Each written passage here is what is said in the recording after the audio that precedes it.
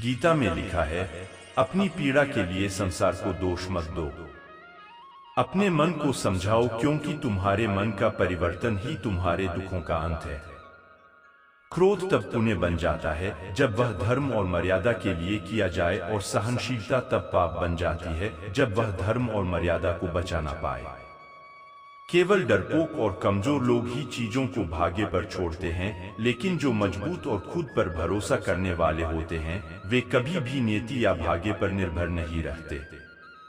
श्री कृष्ण का कहना है कि परेशानी में अगर कोई तुमसे सलाह मांगता है तो उसे सलाह के साथ अपना साथ भी देना, क्योंकि सलाह गलत हो सकती है, साथ नहीं।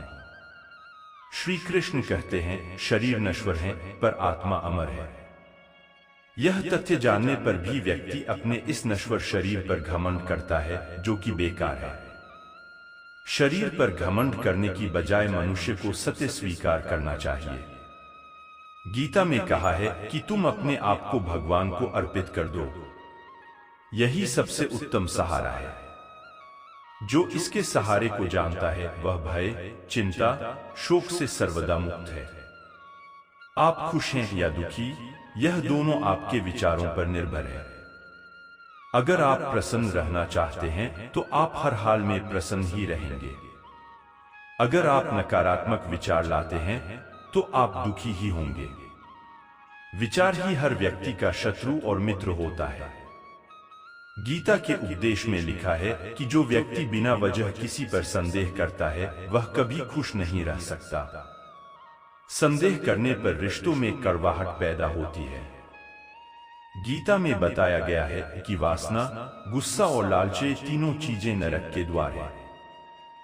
अगर आपको सुखी रहना है तो आपको इन तीनों चीजों से दूर रहना चाहिए। क्रोध मूर्खता को जन्म देता है, अफवाह से अकल का नाश होता है और अकल के नाम से व्यक्ति का नाश होता है।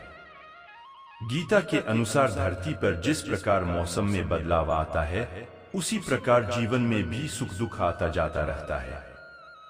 इतिहास कहता है कि कल सुख था, विज्ञान कहता है कि कल सुख होगा, लेकिन धर्म कहता है अगर मन सच्चा और दिल अच्छा हो तो हर रोज सुख होगा।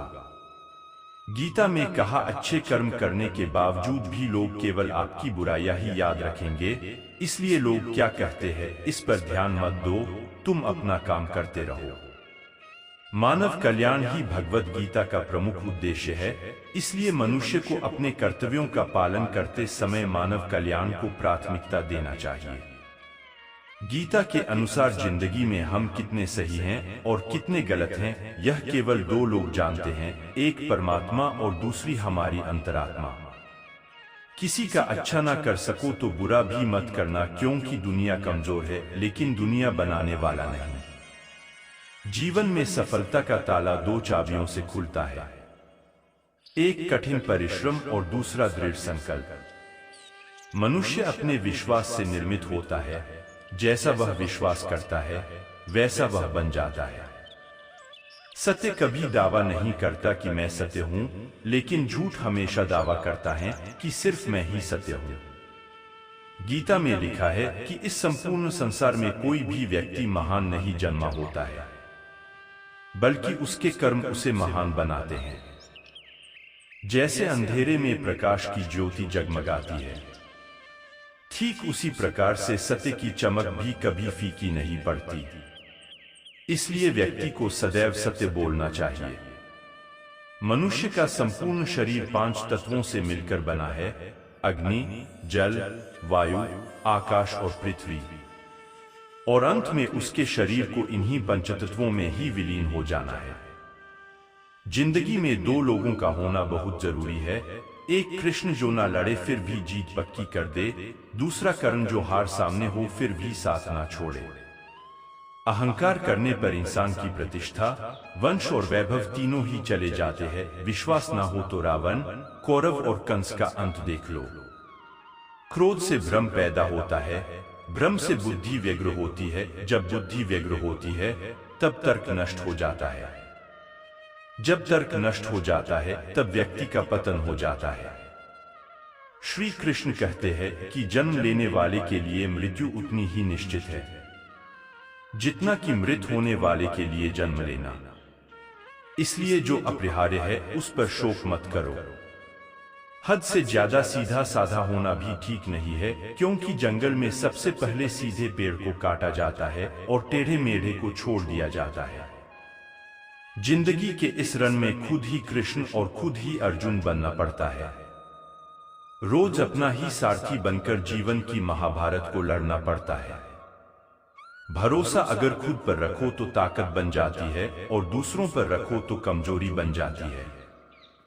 आप कब सही थे इसे कोई याद नहीं रखता है, लेकिन तुम कब गलत थे इसे सब लोग याद रखते हैं। हर किसी के अंदर अपनी ताकत और अपनी कमजोरी होती है। मछली जंगल में नहीं दौड़ सकती और शेर पानी में राजा नहीं बन सकता। इसलिए अहमियत सभी को देनी चाहिए।